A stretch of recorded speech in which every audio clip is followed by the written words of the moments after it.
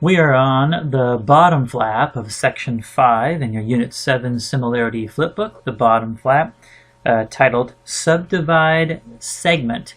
And here is the essential question. How do I subdivide a segment in a given ratio? Now I'm going to give you a heads up right now, class. There are some confusing parts to this, and I'm going to do the best I can to give you my method for solving this. And if you follow the steps, you should be just fine. You're going to have to practice a few of these to get good at it and actually listen to this video versus some of you who will skip to the end and copy it and think everything is going to be just fine. So for those of you who are listening, good for you. Let's see if we can get you through this and help you understand this. Now before I do this, talk about subdivide. Subdivide just means I'm going to divide it up into a number of sections. So subdivide, here's the weird part, into a given ratio. Now we have not done this before, but it's going to seem kind of familiar to you, but it's going to throw you off. So let me just look at this. In the past before, we have had line segments and we have found the midpoint of those segments. And when you did that, there was a couple ways to do it. You could do it graphically, you could do it algebraically. If you remember, midpoint is x sub 1 plus x sub 2. So it was, if this is point x sub 1, y sub 1, and this was x sub 2, y sub 2. Here's what you would do when you use the midpoint formula. Actually, what's happening as class is you're taking x sub 1, that's there, and here's x sub 2 on the x-axis, and you're finding the middle point between them. And then you're taking y sub 1 plus y sub 2, that's the length of this side, and you're finding the middle of that one. 1, 2, 3, 4, 5, 6, so 1, 2, 3, find the middle of that leg of your triangle, basically, or that's the rise. And when you cross those two lines together, you actually end up finding the midpoint. So what we're going to learn in subdividing a segment into a particular ratio, we're going to do the same thing. We're going to divide up the run of the diagonal line. This is our run. We're going to divide up our rise by a certain number of segments, and then those two lines are going to cross on our original line segment. That's going to be the point that subdivides it in a certain ratio. So let's look at one more example now. Let's say on this diagram, 1, 2, 3, 4, 5. Let's say that we want to divide this up into a ratio of 2 to 3. Now you've been using ratios to write fractions 2 over 3, and I'm going to tell you right now that's going to confuse you as we subdivide a line segment, so I don't want you to think of it that way. I want you to think of it this way. If we're going to divide this line segment into a ratio of 2 to 3, that means when we look at the endpoint here and the endpoint here, whatever our point is that we find is dividing it correctly.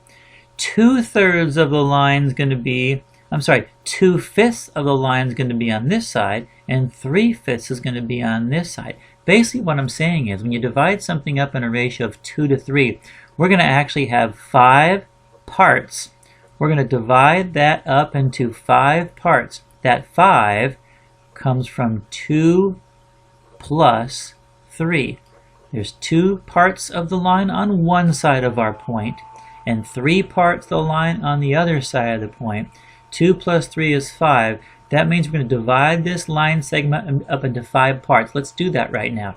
So if we look at the run of our diagonal line, it's got 1, 2, 3, 4, 5 segments. That means we're going to divide this up into 1, 2, 3, 4, 5 segments. Now think about it.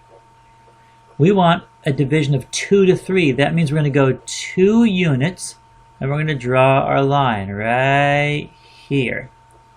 That's 2/5 of the way from this point, from this end point, to where our right triangle is formed. There's the, again, remember slope, rise over run, there's the run. Now we have to divide this side, the run side, by 5 as well. 1, 2, 3, 4, 5, 6, 7, 8. And that's not so easy to do. Since you have 8 units, you would take 8 units and divide it by 5. And you're going to get some number here. Let's figure out what that is. So 8 divided by 5 is 1.6. So technically what we're going to be doing mathematically is we're going to divide this up into 5 segments that are all 1.6 units long. Let's just try this one. There's 1, probably 2, probably 3, probably 4. I'm not really too close on that, but you get the picture. We're going to divide this up into 5 segments that are all identical. And again, we went 2/5 of the way here. We're going to go 1, 2, 2/5 of the way here. When you draw that line, you're going to see that you have found this point right here, and this point right here is approximately 2/5 of the way from point A to point B. And now look, class, if we think about this as just units, 2/5 of our line is on this side, and 3/5 of our line is on this side. That's a 2 to 3 ratio, which is what we're looking for. Now, hopefully that gives you a little bit of background on where we're going with this. You're going to find that I'm going to use algebra to actually do this calculation, but it's essentially exactly what we're doing. Divide the bottom here, this run, into 5 parts. Divide the rise into 5 parts. We're going to find the intersection of those 2 vertical and horizontal lines, and that's going to be our point. That is 2/5 of the way from A to B, which divides our line segment up into a 2 to 3 ratio. All right, so let's go through the Mr. Z steps for solving this one. Here's our question. Find the coordinate P that divides segment AB in a ratio of 2 to 1. Here's our mathematical steps to do this. First of all, when it says find the coordinates that divide AB, when you see A as the first letter, A is our starting point. They want to know, let's get to a ratio of 2 to 1 starting at point A.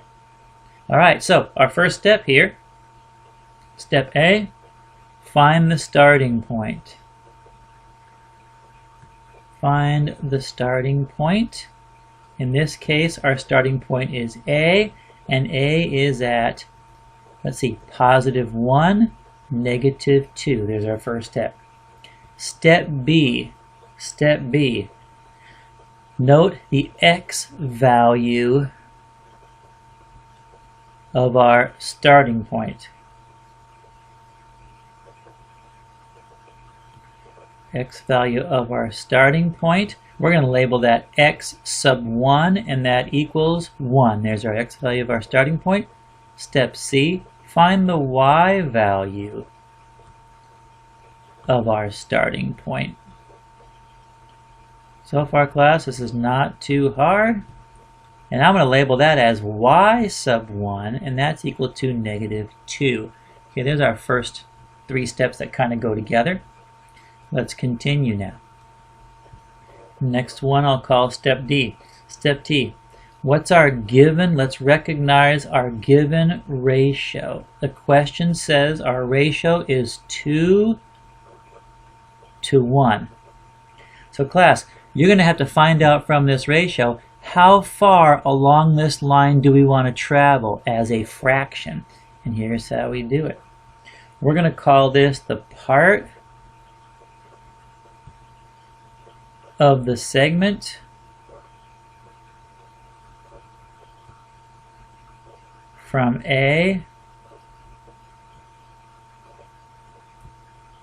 to P. This is the part of the segment from our starting point to where we want to get to point P. And the way you find that is easy. We're going to write down, I'm going to call this number part, and that equals 2, which is the beginning of our ratio. Here's our 2 over the sum of the two sides of our ratio. So 2 over 2 plus 1.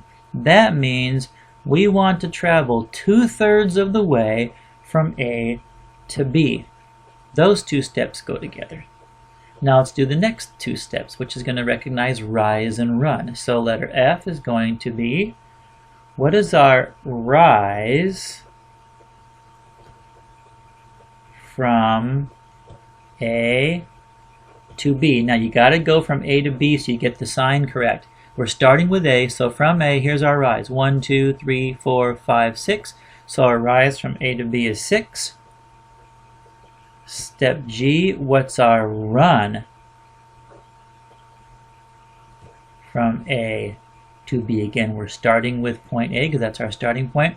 Our run from A to B is 1, 2, 3, 4, 5, 6. 1, 2, 3. So positive 3. Remember, class, make sure you get the positive and the negative correct so this works properly. These are both positive movements from A to B. And I do rise first and then run.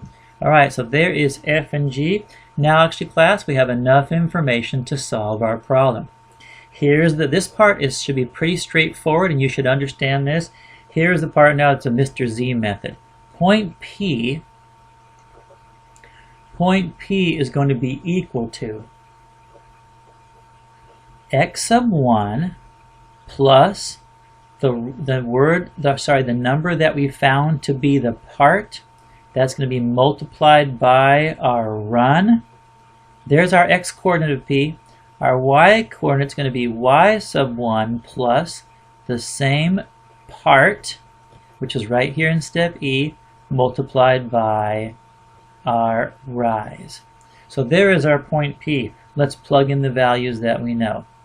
All in our work. X sub 1 is 1. Oops. Plus, we found that the part of the line we want to travel is 2 over 3 times, or multiplied by, our run. Be careful, class. It's not rise, it is run, because run is our x movement. Our run is 3. There's our x value. Our y value is y sub 1, which is negative 2. Oops, not a parenthesis. Negative 2 plus part, which is also 2 over 3, times our rise, which is 6. Now all you have to do now to find our final value of P is to put this in your calculator. Alright, let's bring up our calculator and go ahead and plug this in. We've got our x values 1 plus, I'm going to put 2/3 in parentheses because I want that fraction to stay together. So 2/3 in parentheses, then we'll put parentheses 3, and we're going to press equal, and we end up with 3. So the x value of our P point is 3. All right, let's go ahead and bring up our y value. So I'm going to clear this. Our y value is going to be negative 2 plus, again, parentheses 2 divided by 3, so it knows that's our fraction. Multiply that times 6, close parentheses, press equal, and we have a value of 2. So our P value is 3, 2. That means that the point or the coordinate that divides AB into a 2-to-1 ratio is at 1, 2, 3, 1, 2, which is right here. That I'm going to label as point P, which is at 3, 2. And just a little side note, class, you have this. The distance from A to P is 2/3 of our line, and the distance from P to B is 1/3 of our line. That is how to subdivide a line segment.